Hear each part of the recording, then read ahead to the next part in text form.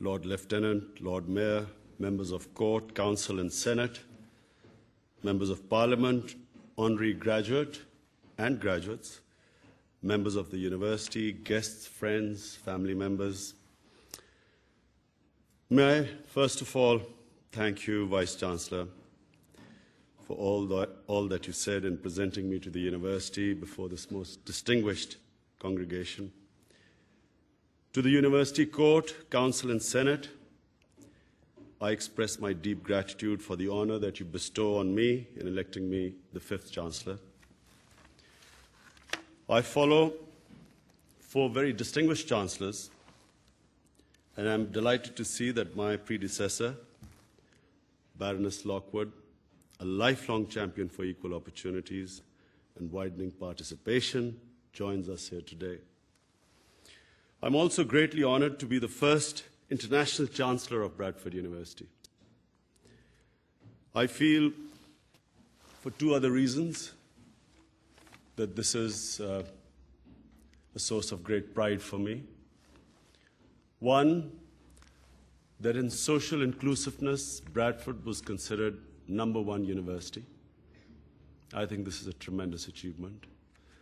And secondly, in graduate employment, in north of England, it was #1 university and #2 overall in England. So I think you really have conferred a great honor on me to have elected me as your Chancellor.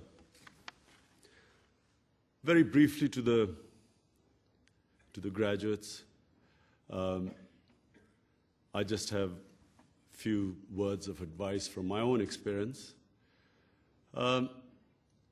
As you just saw today, I'm not a very good starter.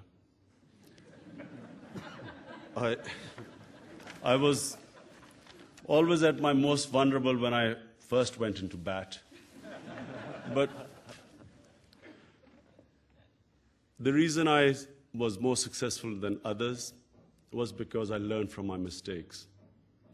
I was better at analyzing my mistakes and then correcting them than other people.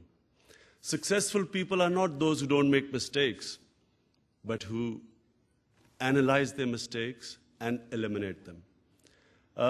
When I came into cricket, after my first test match, I was dropped, kicked out of the team, didn't come back until 3 years later. When I was trying to make it, everyone used to tell me, you don't have the talent. My older two cousins, who were my role models, they used to remind me were far more experienced than, talented than me at my age. And throughout my cricketing career, I was told that it's impossible. You cannot do it.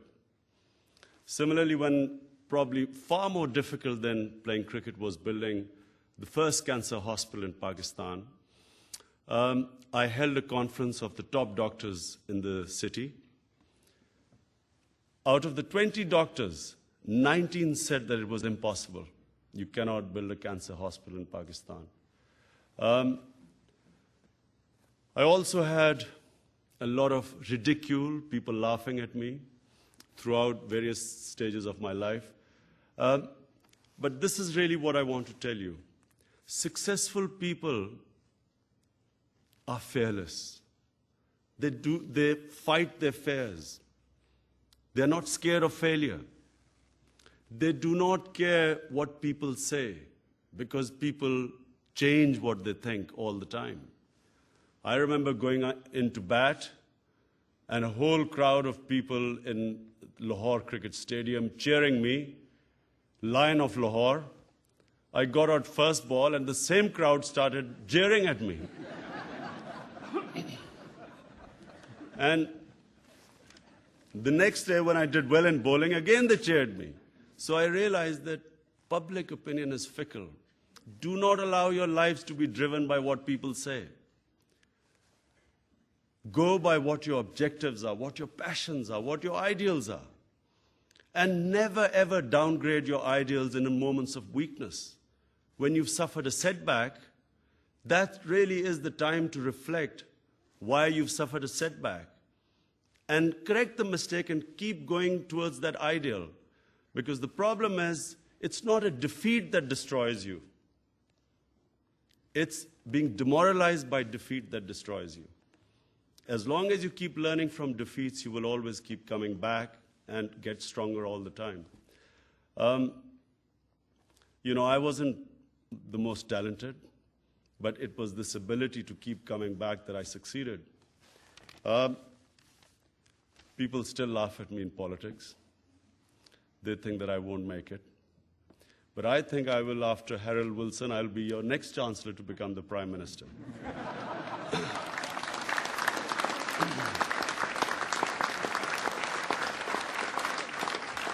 And a final piece of advice, making money, seeking material well-being is fine, but always make money for an objective, higher objective.